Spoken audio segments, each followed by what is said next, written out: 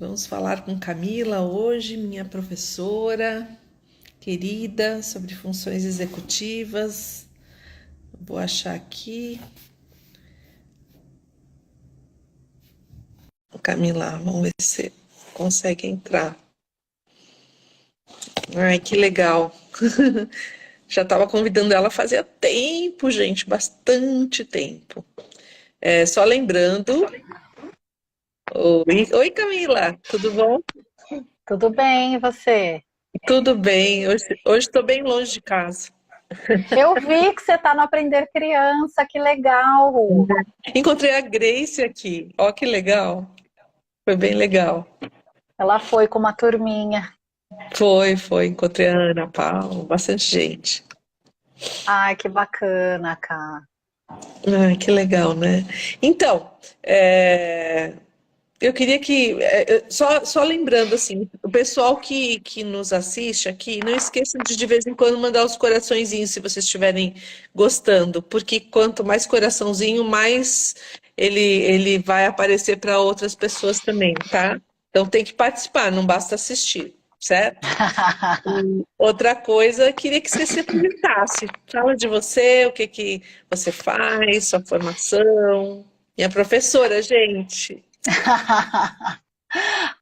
Só queria começar falando, antes de me apresentar, que é um prazer poder estar aqui, Cá, e ver você crescendo tanto, né? Você palestrando no Aprender Criança. Fiquei super orgulhosa. Eu estava olhando os stories do Neurociência e Educação e vendo um pouquinho do que você compartilhou lá com o pessoal. Fico muito feliz e orgulhosa. É. É, Então, bom, para quem não me conhece, eu sou a professora doutora Camila Leon. Eu sou pedagoga, psicopedagoga, mestre e doutora em distúrbios do desenvolvimento pela Universidade Presbiteriana Mackenzie. Atualmente, atuo como psicopedagoga clínica no Instituto de Neuropsicologia e Desenvolvimento Humano de São Paulo, junto com a Alessandra Seabra e com a Tatiana Meca. Além disso, eu sou docente de vários cursos de especialização, e um deles é o curso de Neurociência Aplicada à Educação da Santa Casa de São Paulo, do Sim. qual eu fui professora da Kátia. E agora a gente tem uma novidade em relação a esse curso, fiquem atentos aí. Quem sempre quis fazer, eu sempre recebo mensagem de pessoas interessadas em cursar essa pós, mas na modalidade presencial nem todo mundo consegue, porque a carga horária é extensa, né, e intensa. São Uhum. 3 finais de semana por mês. E a novidade é que agora a gente vai lançar na modalidade online, né? Na É, modalidade EAD.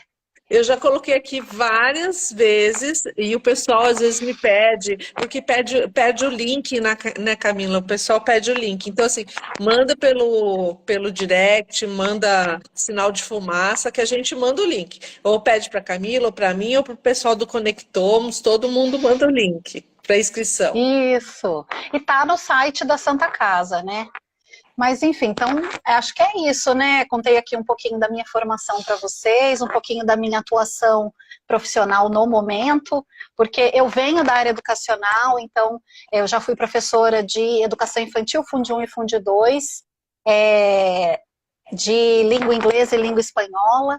Então, para quem vem da área educacional, eu sou do chão da escola, e aí não pensava em virar psicopedagoga e nem pesquisadora dessa interface da neurociência com a educação, especificamente na neuropsicologia educacional, que é o que eu estudo, né? Então, é muito legal poder estar aqui falando desse lugar que é da interface da clínica com a escola, da área da saúde, interface com a educação.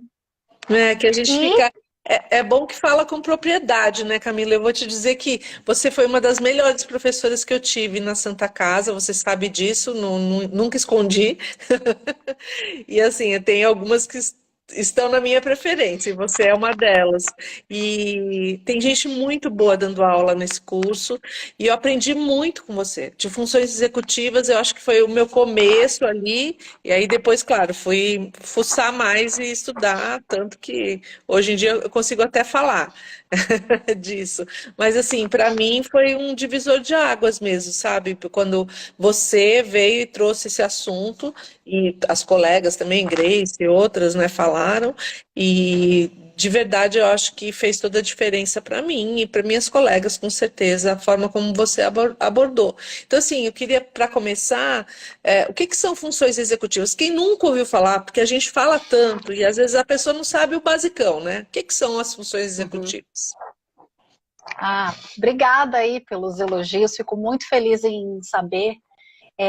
E o que eu ia complementar na minha formação, antes de responder a pergunta, é que as funções executivas fazem parte das minhas áreas de estudo, né? Então, no mestrado, eu estudei a relação entre linguagem e funções executivas em crianças pré-escolares, e no doutorado a gente desenvolveu um programa de estimulação para as crianças do último ano da educação infantil, mediante formação de professores. Então, de fato, é um assunto assim que eu amo falar, e que, respondendo a sua pergunta, muitos professores já conhecem na prática o que são as funções executivas. O que acontece é que muitas vezes a gente não vai estudar com essa nomenclatura nos cursos de pedagogia. Mas para quem gosta e estuda Vygotsky, Vygotsky fala muito de autonomia. E quando a gente pensa na autonomia, quando a gente pensa na zona de desenvolvimento proximal, a gente consegue fazer uma aproximação com o que a neurociência hoje chama de funções executivas, né? Então, assim, acho que esse ponto é interessante da gente já comentar para partir, assim, de um local que já é mais próximo dos Né? professores. Acho que um outro aspecto importante, Cá, da gente falar, é que, como você mesma comentou, é um universo falar de funções executivas. A gente começa a estudar, daí você vai continuando a estudar e você vai vendo várias definições, né, vários grupos diferentes que estudam isso. Eu vejo aqui os seus posts, né, no Neurociência e Educação, você traz várias definições de diferentes autores que falam, no fundo, a mesma coisa, mas às vezes com uma linguagem diferente. E acho importante, então, a gente também falar para as pessoas que estão aqui, de repente, ouvindo pela primeira vez esse nome funções executivas, dizer que a gente tem mais de 30 definições na literatura, mais de 40 modelos teóricos. Então, o que vocês vão ouvir aqui hoje é assim, a pontinha do iceberg, de uma maneira pontual e superficial do que são, de fato, as funções executivas. Aí, se vocês quiserem saber mais, ou façam o curso da Santa Casa, ou façam um curso com a Camila, porque você dá curso, né? Sobre funções executivas. Então, façam que eu recomendo, gente. No final, a gente dá a agenda, né? Isso. Camila, e assim, para as pessoas entenderem, tá bom, você falou que tem mais de 30 definições, e quais são? Como é que eu sei? Porque assim, tudo bem, pelo que eu entendi, todo mundo, eu tô me fazendo de leiga aqui, tá? Todo mundo tem função executiva. Tem muita definição. Mas para uma pessoa leiga, o que elas seriam? Beleza. Então, assim, de uma maneira pontual e resumida, as funções executivas, elas são um conjunto de habilidades cognitivas que estão, a maioria, associadas ao desenvolvimento dessa região do nosso cérebro, que a gente chama de córtex pré-frontal, que fica nessa região em cima dos nossos olhos, que é uma região responsável pelo controle cognitivo, emocional e comportamental de um indivíduo, né? Então, de uma maneira geral, funções executivas são esse conjunto de habilidades cognitivas que vão nos auxiliar a gerenciar as nossas emoções, os nossos pensamentos, as nossas outras habilidades cognitivas e os nossos comportamentos. Com qual finalidade? Atingir objetivos. Então, falar de funções executivas é muito interessante porque, para quem vem da área educacional, a gente já pode começar a pensar nos meninos em relação à aprendizagem acadêmica propriamente dita, mas a gente também pode pensar que, para eu aprender a andar de bicicleta, eu vou precisar ativar essas funções executivas para eu conseguir me organizar em relação e a coordenação dos movimentos para conseguir andar de bicicleta. Para a gente aprender um segundo idioma, eu vou precisar recrutar essas funções executivas. Para a gente aprender a cozinhar, para a gente aprender a dirigir. Então, dá para a gente pensar em várias habilidades da vida e das habilidades acadêmicas e do quanto que a gente precisa recrutar essas funções cognitivas para executar essas tarefas. Sim. E aí, você me interrompa que eu gosto de ficar aqui dando aula, tá, né? Bom. Não, pode deixar. Mas tem um aspecto importante que é assim, poxa, então, Camila, será que o tempo todo a gente está recrutando essas funções executivas para realizar todas essas tarefas que você comentou.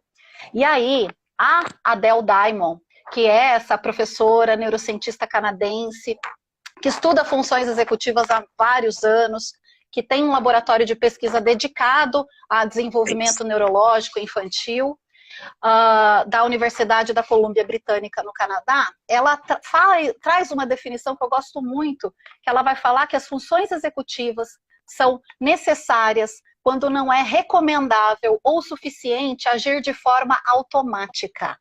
E aí a gente vai juntar isso que eu estou falando com o que eu acabei de falar anteriormente para entender que toda vez que a gente está aprendendo, então, uma nova forma de agir, um novo conteúdo acadêmico, uma nova habilidade motora ou cognitiva, eu preciso recrutar as minhas funções executivas. E a partir do momento que eu vou automatizar esses comportamentos ou pensamentos ou essa gestão emocional, eu não vou precisar ficar gastando energia do meu cérebro para recrutar as funções executivas para fazer aquilo que o cérebro já faz automaticamente. Eu acho que com isso a gente nivela bem aí os principais aspectos. Dá para começar a entender. Para a Adele tem 3 funções que são básicas, né? Eu queria que você desse uma explicadinha rápida assim nelas, para quem não sabe, porque eu acho que quando a gente explicita pelo menos as 3 básicas, as pessoas falam, é isso, né? Fica mais tangível o significado, né, das funções executivas. Mas, pois bem, além da Adele, né, Ká, acho importante ressaltar que a gente tem uma certa concordância entre os diferentes pesquisadores que estudam funções executivas, entre os diferentes modelos teóricos, que de fato parecem existir 3 funções executivas que a Adele chama de básicas, né? Uhum. E aí, quais são elas? Memória de trabalho, controle inibitório e flexibilidade cognitiva.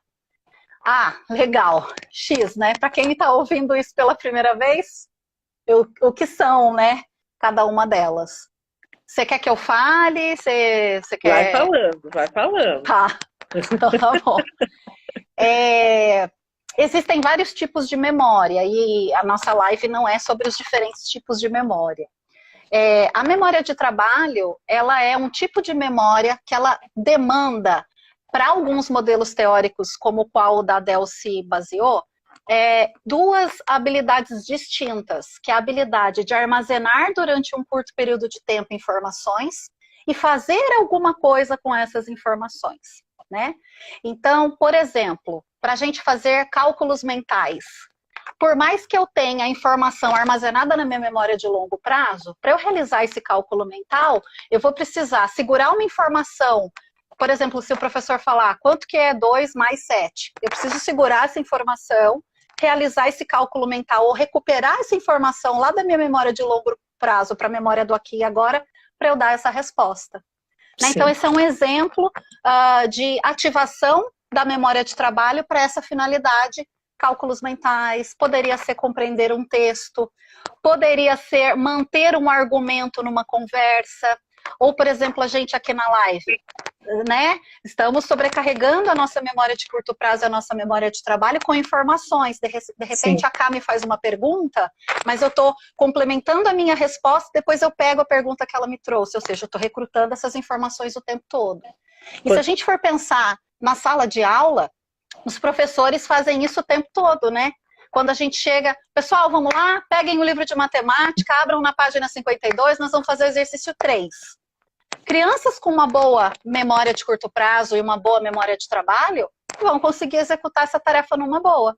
Mas tem criança que, de repente, ou não estava prestando atenção nessa tarefa, ou tem um span de memória de trabalho, né, uma capacidade mais limitada, porque não foi estimulada dessa habilidade cognitiva, e que talvez não consiga seguir essa sequência de passos. E se o professor não tem essa informação, ele já começa a achar, poxa, esse menino tem algum problema, né? Talvez tenha algum transtorno do neurodesenvolvimento, ou, nossa, esses meninos são indisciplinados, e às vezes ele tem uma pobre memória de trabalho que precisaria ser estimulada. Então, e na verdade, Desculpa, Pode falar. mas assim, isso é uma cena recorrente em sala de aula, para quem trabalhou com Fundium, né? Do menino falar, "Ah, que página, que livro, que caderno, né? Porque quando o professor dá esses comandos, ele se perde totalmente. E também uma coisa que eu queria só te perguntar, porque a boa notícia é que a gente pode ensinar, né? Que ainda tem um desenvolvimento, porque não é assim que você nasceu com isso e ok, né? Isso.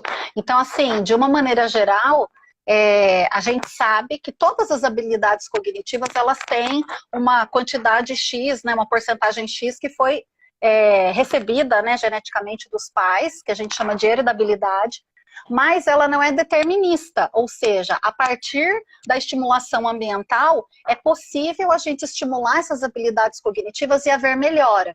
Inclusive porque a gente tem um longo curso do desenvolvimento das funções executivas, né? Então, você imagina, para essa região do cérebro, que é a última a amadurecer, finalizar o seu amadurecimento, a gente vai levar aí pelo menos de 20 a 30 anos. Então, o sujeito nasce, né, com o início do desenvolvimento das habilidades e da parte neural relacionada ao córtex pré-frontal, mas isso só vai amadurecer conforme ela for recebendo essa estimulação ambiental. Então, essa é a Sim. boa notícia em relação às funções executivas, né? Elas são maleáveis e moldáveis a partir do ambiente.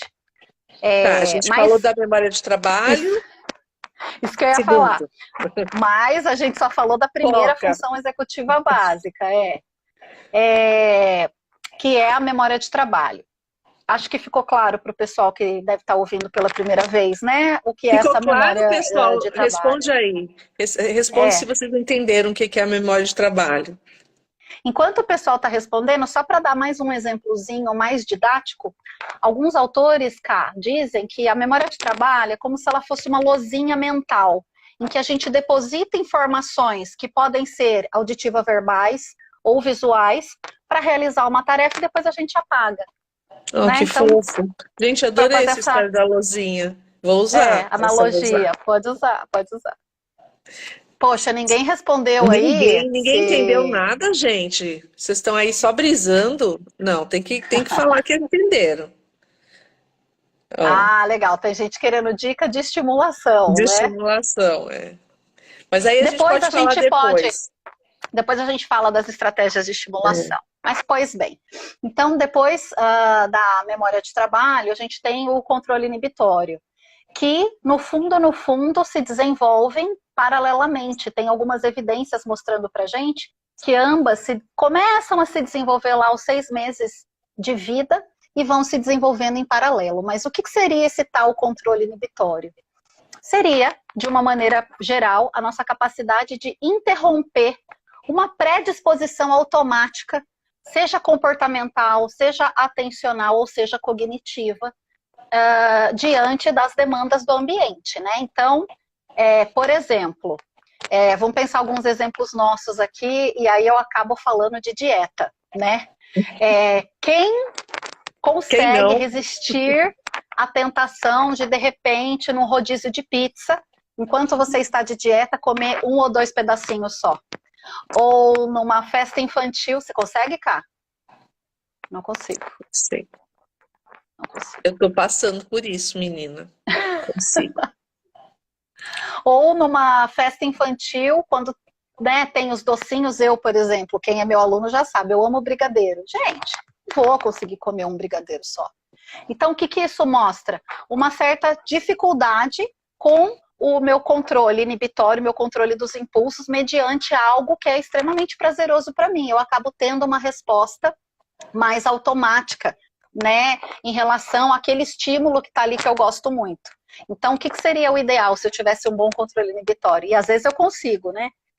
Falar, bom, hoje eu não vou comer o brigadeiro, pois estou de dieta, já pensando a longo prazo na minha saúde, ou vou comer apenas um, porque, né, estou seguindo a dieta, enfim. Eu estou brincando com essa questão, assim, mais alimentar, mas a Sim. gente vê o tempo todo, pensando em sala de aula, a dificuldade que os meninos têm com o controle inibitório, e muitas vezes por conta do tipo de estímulo que a gente dá, né? E aí, acho que vai ao encontro até da sua palestra, que você falou de metacognição, né, Cá? Uhum. E o quanto, muitas vezes, os professores acabam tendo um comportamento não reflexivo com as crianças em relação a essas questões comportamentais, acabam tendo, né, um comportamento mais diretivo. Pode, não pode? Senta, levanta. Punitivo, Gente, talvez, né? É. punitivo, né? É. É, Agora a gente percebe rápido em sala de aula quem não tem controle inibitório, né? É aquele menino que fala junto com os outros. Quando você fala assim, levanta a mão para perguntar, ele já responde. Levanta a mão para responder, ele já responde sem levantar a mão, né? Aquele que fala em cima do outro, não espera o professor acabar de concluir o conteúdo e já faz um monte de pergunta. Então, assim, é bem claro em sala de aula vários exemplos de descontrole mesmo. Mas, claro, né, Camila, tem um tempo de desenvolvimento isso, né?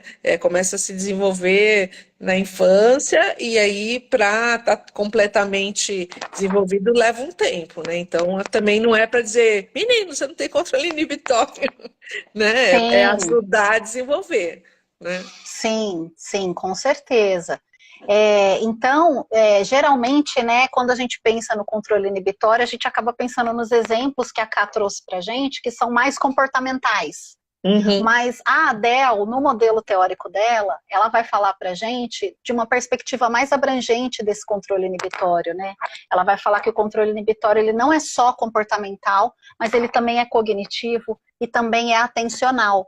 Então, a minha capacidade de, mediante vários estímulos competindo pela minha atenção, tipo a gente fazendo uma atividade em grupo, na sala de aula e tá aquele barulho porque tá todo mundo conversando e eu tenho que prestar atenção no som do meu colega ali, do meu grupo. Ou prestar atenção no som da professora quando ela der um comando.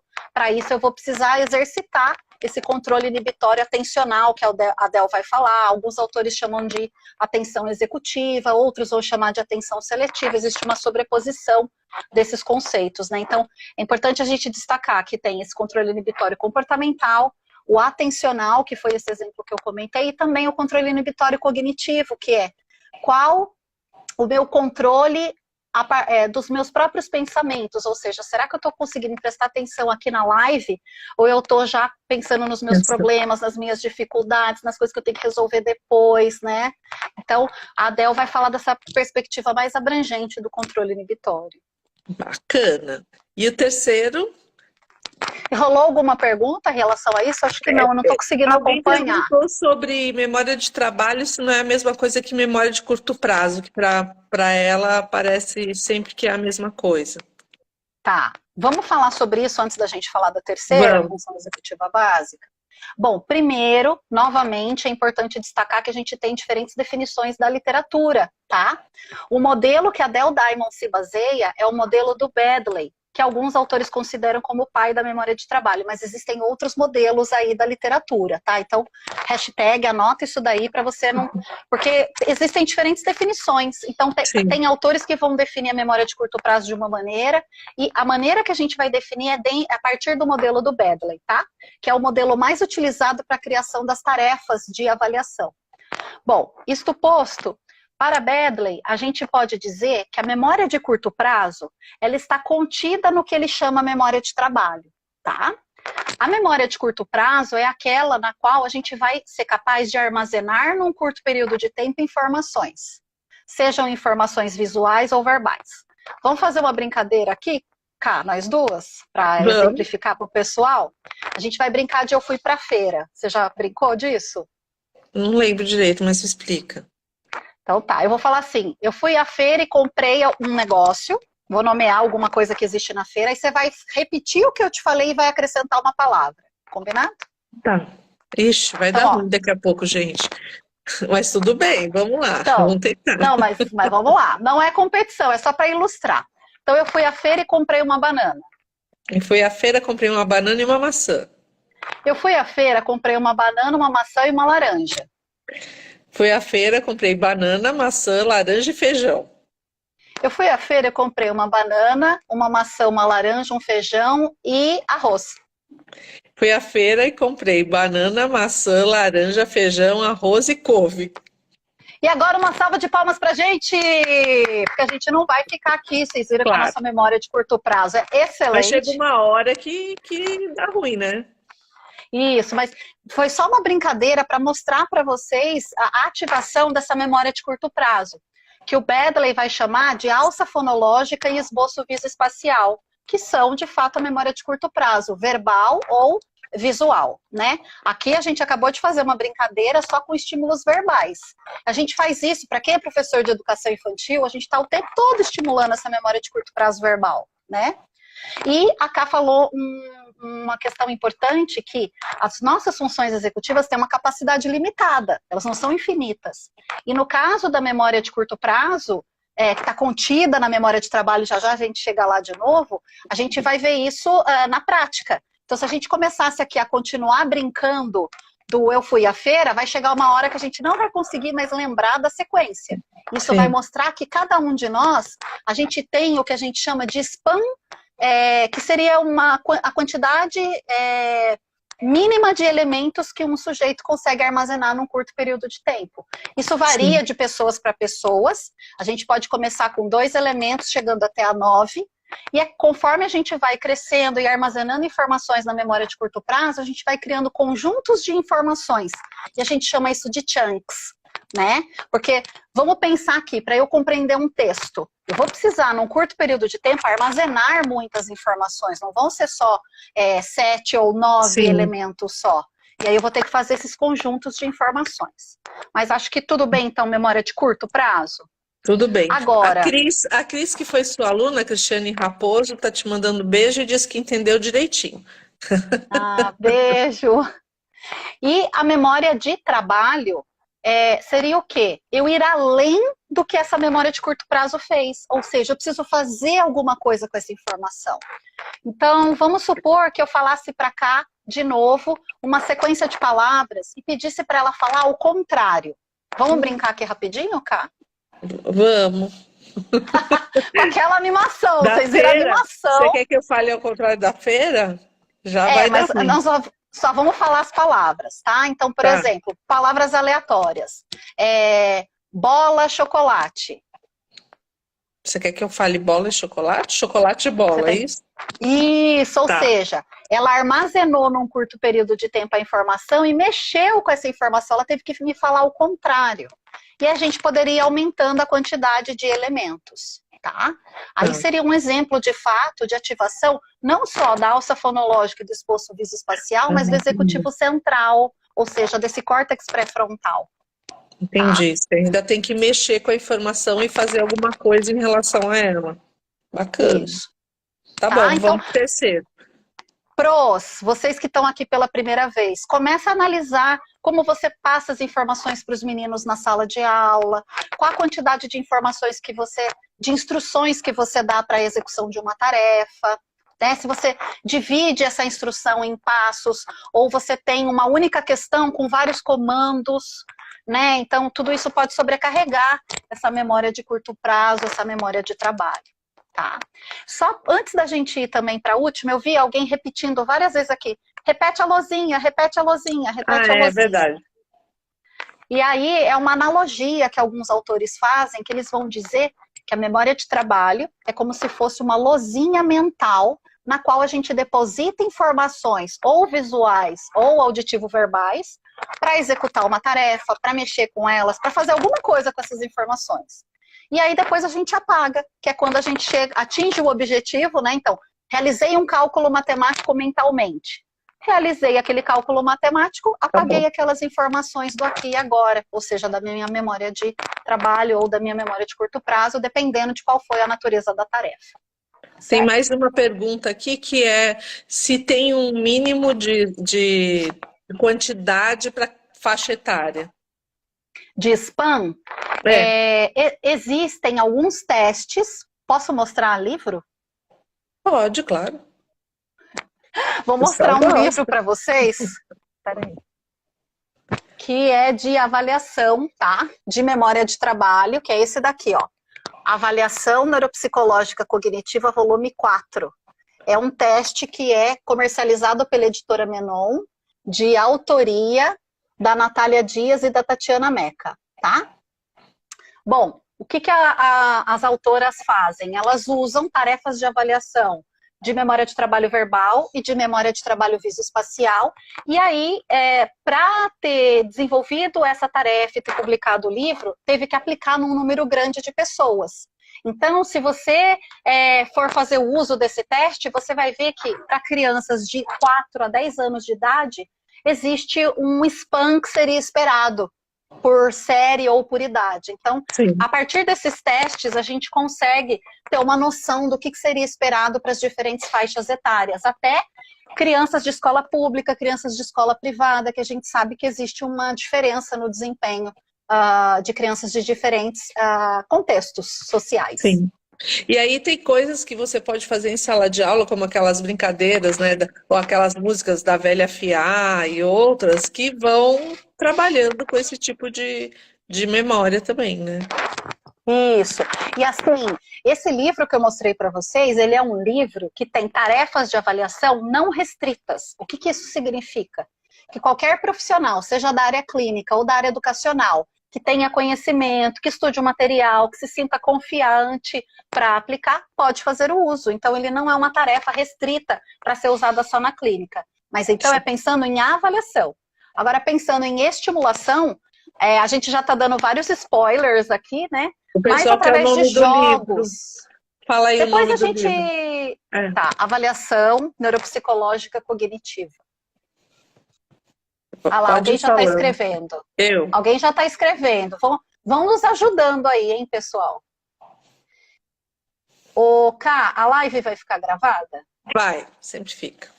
Ah lá, gente, a live vai ficar gravada e a gente pode fazer um post depois com o nome as dicas de leitura. Legal. Mas então, vamos fazer um desafio para o pessoal? Vamos. A gente falou que a Adele Diamond diz que tem 3 funções executivas básicas. A gente nomeou 2. Qual está faltando? Vamos ver quem escreve aí mais rápido no chat. Quem guardou na memória? Na memória de curto prazo aí, hein? Na memória de curto prazo. Ah lá, printa, galera. Printa o quê? O nome do livro? Cadê o nome da função executiva que está faltando a gente falar aqui, hein? É a 3ª função executiva básica para Adele Diamond. Teve gente que colocou sigla. Show não é. Ó, a Cristiane acertou, flexibilidade cognitiva. Foi sua aluna, por isso que ela sabe. Ah, que legal. Isso mesmo. Ei, Cris, então, é nóis. Parabéns. Para quem está chegando agora, hein? A gente falou, então, que muitos autores concordam que existem 3 funções executivas básicas. Memória de trabalho, controle inibitório, e agora a gente vai falar da 3ª, que é a flexibilidade cognitiva, tá? Bom, novamente, no modelo da professora Adele Diamond, que é o modelo que a gente está usando aqui de base, ela também vai trazer uma perspectiva mais abrangente, e ela vai abarcar diferentes características do que é chamado flexibilidade cognitiva, tá? Então, a flexibilidade cognitiva é a nossa capacidade de flexibilizar o nosso pensamento, o nosso comportamento, com a finalidade de se ajustar ao ambiente. Então, por exemplo, uma criança que compreende as regras sociais da escola e consegue ajustar o seu comportamento àquelas regras. Em casa existem outras regras, ela consegue se ajustar àquelas outras regras, ela está mostrando flexibilidade cognitiva. Uma criança, por exemplo, que quando a professora quer fazer um jogo que ela fazia sempre de uma maneira, tá? E aí, de repente, ela resolve fazer de uma outra maneira. E a criança entende, não acha ruim e quer brincar, ela está demonstrando uma boa flexibilidade cognitiva, tá? A Diamond vai dizer o seguinte, que a flexibilidade cognitiva ela é o oposto de rigidez mental. Então, pessoas que têm dificuldade de ter uma nova ideia, ter um plano B para quando o seu problema, a sua resolução de problema A falhar, são pessoas que demonstram dificuldade, então, com a flexibilidade cognitiva. Tá certo? Tem uma coisa bem clássica também que acontece em escola, que é quando a gente marca, por exemplo, um estudo do meio, e aí chega no dia, todo mundo vem para o estudo do meio, só que está chovendo. Aí você vê aquela criança que fala, não, hoje eu não vou estudar. Não, era pra gente sair. Aí você fala, mas tá caindo granizo, você não tá vendo que não dá pra ir, né? E ela tem aquela rigidez de Não, estava combinado, pronto, acabou, né? Então a flexibilidade seria se ajustar, não. Como está chovendo, a gente vai outro dia, eu já trouxe o material mesmo, enfim. Mas a gente vê às vezes essa dificuldade, né, Isso. de E mudar a lógica. das crianças, e a gente vai ver o quanto nós, professores, somos exigidos na nossa flexibilidade cognitiva o tempo todo. Porque quem é professor sabe que planejamento é uma coisa e execução é outra, né? Você Uhum, planejou o estudo do meio, chegou no uhum, dia, choveu, o que você vai fazer com a turma? Tá todo mundo lá. Então, assim, o isso, professor tem que ter, né, o que a gente chama de cartas na manga. No fundo, está associado ao que a gente está aqui chamando de flexibilidade cognitiva. E, sim. cá, mais uma informação importante, né? Dentre essas funções executivas todas, a flexibilidade cognitiva foi a que mais a gente demandou recrutar durante esse período pandêmico, né? O quanto que a gente Isso é. teve que aprender, o quanto que a gente teve que se adaptar. Usa máscara, não usa máscara. Vai para escola, não vai para escola. Ensino online, é híbrido. Nossa, então assim, exigiu demais da gente, E mesmo a né? própria avaliação, né? Como é que eu vou avaliar meu aluno? Que tipo de estratégia eu vou usar no online? Ah, eu planejei uma coisa, a aula online durou mais ou durou menos, enfim, toda essa adaptação, né, do professor, do aluno, de tudo. Como é que eu vou entregar meu trabalho? Como é que eu vou falar? Enfim, tudo isso. Mas assim, agora sabendo do basicão, né, me fala assim, os pais e os professores, como é que eles podem se beneficiar sabendo das funções executivas? Como é que, qual é o benefício deles saberem? Eu tô dando risada porque a gente sabe a dificuldade que é. Quem é pai, quem é mãe, quem tem filhos em casa, sabe a dificuldade que é criar um ser na sua casa. Uhum, E as evidências vão mostrar pra gente que existem várias estratégias de estimulação. Agora, o pai comprar pode pegar aqui um exemplo, tá? Peraí. O pai comprar, por exemplo, um livro desse, que traz uma série de estratégias de estimulação e que é maravilhoso, viu? Ó, Pense, para quem não conhece, tá? Da editora Booktoy. É um programa de estimulação de funções executivas que foi desenvolvido para professores utilizarem em sala de aula, na escola, tá? Voltado para as crianças do terceiros e quartos anos do Fundamental 1. Bom, adianta o pai comprar o Pense e querer aplicar no dia a dia com as crianças? Não adianta nada. Então, assim, as estratégias, as evidências, perdão, nos mostram o quanto nós, adultos, somos modelo. Então, de nada sim. adianta eu, né, enquanto pai, ou eu, enquanto professor, parar o que eu estou fazendo para fazer uma atividade de estimulação se eu não tenho um bom controle inibitório e eu perco a paciência com facilidade, se eu grito, né, se eu tenho um comportamento mais punitivo ao invés de ter um comportamento mais metacognitivo, se eu sou desorganizado, não planejo as minhas coisas, não demonstro uma boa memória de trabalho, se eu não tenho uma boa flexibilidade cognitiva. Então, assim, eu dei risada, cara, porque é um assunto delicado. E se a É. gente for pensar em estimulação num ambiente real, de vida real, a gente chama isso, né, em neuropsicologia de estimulação ecológica, que é a estimulação que vai acontecer em casa, que é a estimulação que vai acontecer na escola. Então, essa estimulação ecológica, as evidências mostram pra gente que dá mais certo quando, número 1, eu tenho um bom vínculo emocional com a criança. Esse é o número 1. Depois a gente pode colocar as referências, as carinhas dos artigos para as pessoas lerem, tá? Mas a própria Del Diamond, ela vai falar, de nada adianta você ter o melhor recurso, o melhor programa de estimulação, se você não criou o vínculo e essa criança não está emocionalmente Legal. vinculada a você. Exatamente, tá? Então esse é o número 1. Número 2, as estratégias ecológicas, então, elas vão dar mais certo quando a gente consegue inserir na rotina da criança, né? Então, pais em casa. Nossa, Camila, né? Eu atendo na clínica vários pais que falam, é uma loucura, eu acordo em cima da hora, eu não consigo acordar antes, aí eu já vou gritando para ele ir pro banheiro, para ele tomar banho, para ele já pegar. É aquela forfé em casa, fica todo mundo estressado, sai em casa todo mundo estressado. Qual é o estímulo de função executiva que a gente está dando aqui nesse cenário? Gente, Zero. eu não estou falando que é fácil, tá? Eu só estou falando que quando a família é desexecutiva, é mais difícil proporcionar para sua criança no ambiente familiar essa estimulação de uma maneira adequada. Uhum. Então, vai exigir dos adultos, por exemplo, nesse cenário que a gente estava aqui brincando, acordar mais cedo, fazer o uso. Eu sei que parece ridículo, mas tem muitas famílias que não usam despertador para acordar X tempo antes, para dar tempo de você se organizar e você ser o mediador externo do seu filho.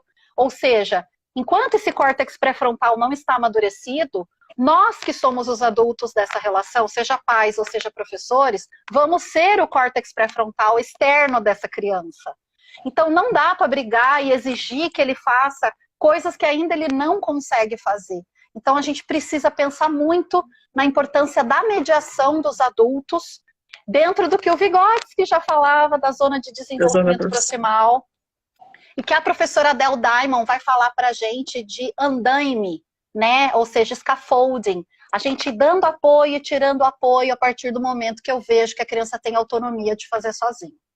Então, tudo isso, Cá, é para te falar, tudo isso é para te falar que para estimular, então, funções executivas na escola e em casa, dá trabalho para os adultos, porque nós vamos ser modelos, né? Sim. Então, a gente comentou aqui que, em primeiro lugar, vínculo, em segundo lugar, a importância da gente inserir na rotina da criança aquelas tarefas, tá? Sim. Então, ficam essas duas dicas, pensando assim, de uma maneira mais geral de estimulação. Agora, que tipo de atividade a gente poderia incluir? Você vê que a gente não nascer com elas desenvolvidas, né? É uma boa e uma má notícia. Por quê? É boa notícia porque se a gente não nasceu com elas, não é assim, ou você nasce ou você não nasce. Mas pode ser uma má notícia porque vai depender daqueles que estão há mais tempo nesse planeta, né? Que vão ter que ajudar. E aí pode ser que essa desorganização também não ajude. Agora, quando a gente vê que é uma dificuldade, mesmo assim, não dá mais para intencionalmente desenvolver nem na escola, nem com os pais. Aí procura uma neuropsicóloga, é isso, para uma avaliação.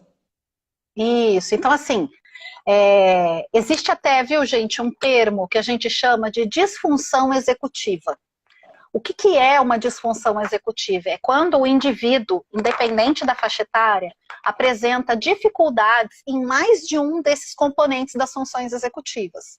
Lembrando que nem todo mundo vai ter todas as funções executivas boas o tempo todo, em todas as atividades, em todos os ambientes. Então, às vezes eu tenho um melhor controle inibitório financeiro, mas um pobre controle inibitório alimentar, né? Então, a gente precisa ver quais são os reais prejuízos que o indivíduo está tendo no dia a dia. Então, poxa, Cá, eu sou super organizada, meu marido é super organizado, a gente tem uma rotina organizada. Lá na escola, a escola tem também uma organização que facilita o desenvolvimento das funções executivas. A gente já tentou fazer com o meu filho isso algumas vezes, mas mesmo assim não foi.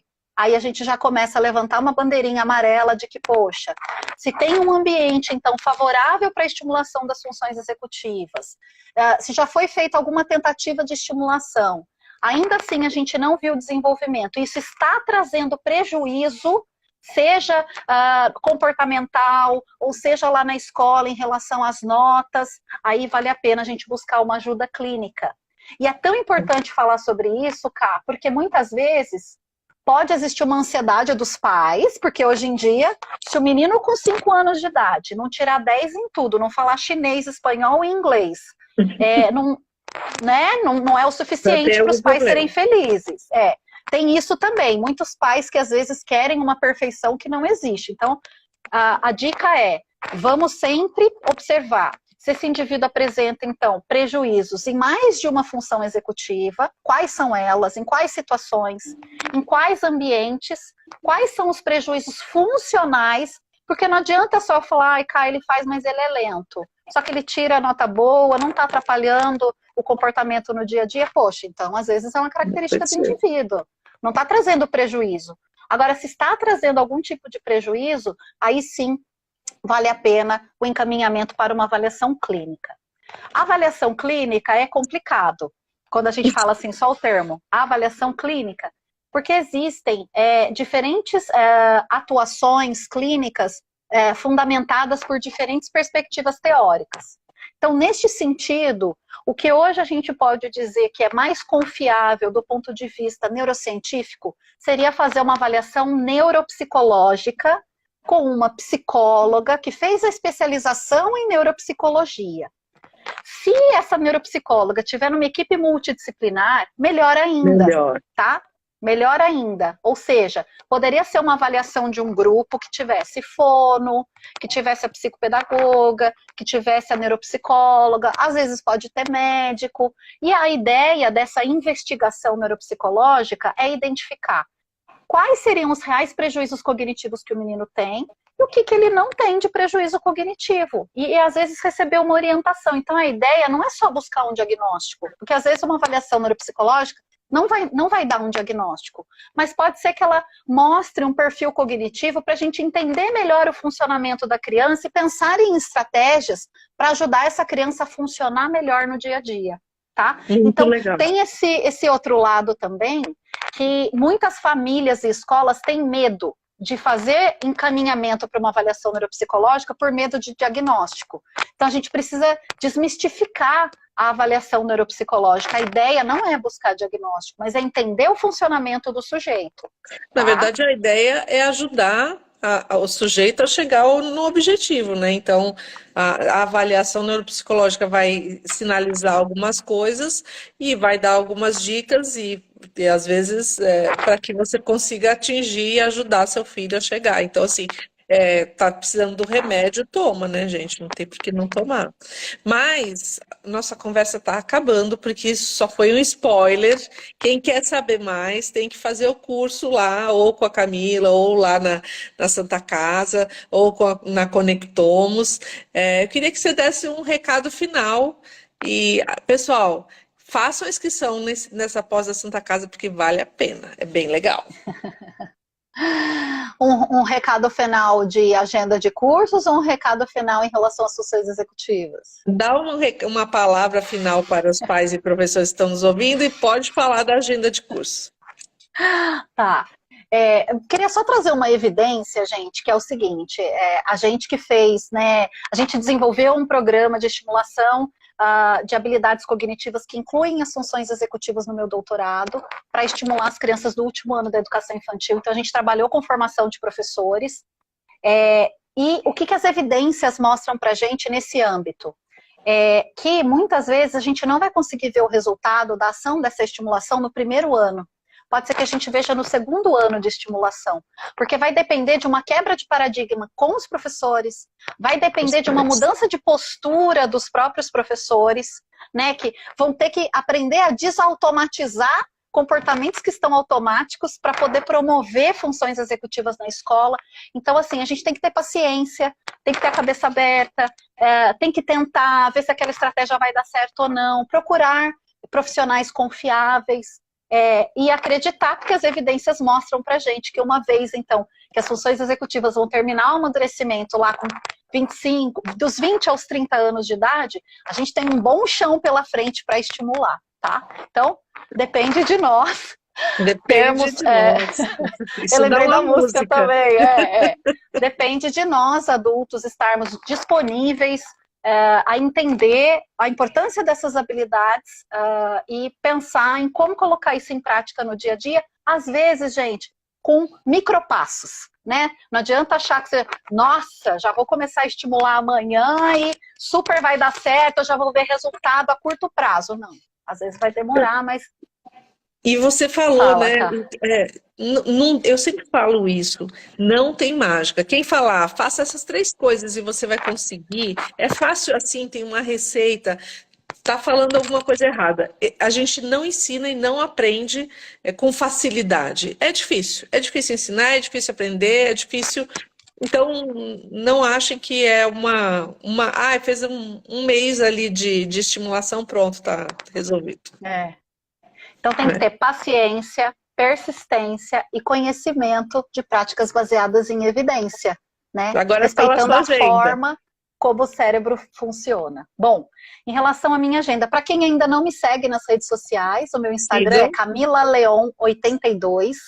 Eu tenho um Instagram, lá no meu Instagram a gente tem uma Linktree, divulgando os cursos que a gente vai ter agora no segundo semestre. Então a gente está com 2 cursos online, um sobre funções executivas e inteligência, que vai acontecer agora em setembro com Borges e Caetano Cursos, 2 que vão acontecer presencial, um em Taubaté, Vale do Paraíba, interior de São Paulo. Vocês perceberam que eu sou de lá? Porta, Ai, tem um portão, monte de porteira. amigo lá.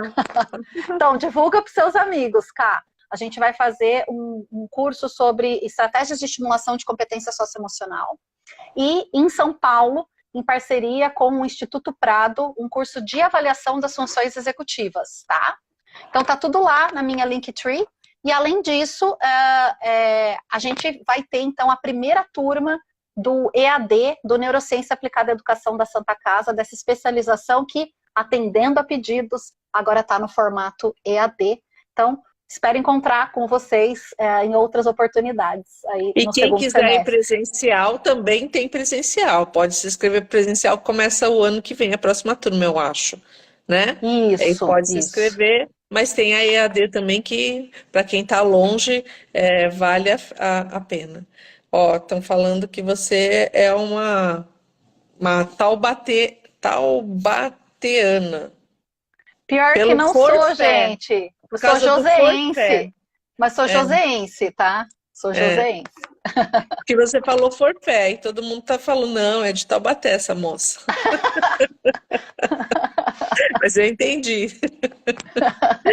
Então tá, eu queria só te agradecer e dizer que foi uma honra ter você aqui, estou muito feliz, tá bom? Muito Eu obrigada, que professora. agradeço pelo convite, Cá. Foi um prazer. Compartilha tudo com a gente aí do Aprender Criança. Não consegui ir, não vou conseguir Ah, assistir, mas vai compartilhando aí com a gente, tá? tá muito legal, para quem quiser, ainda dá para dar umas espiadas lá. Beijo.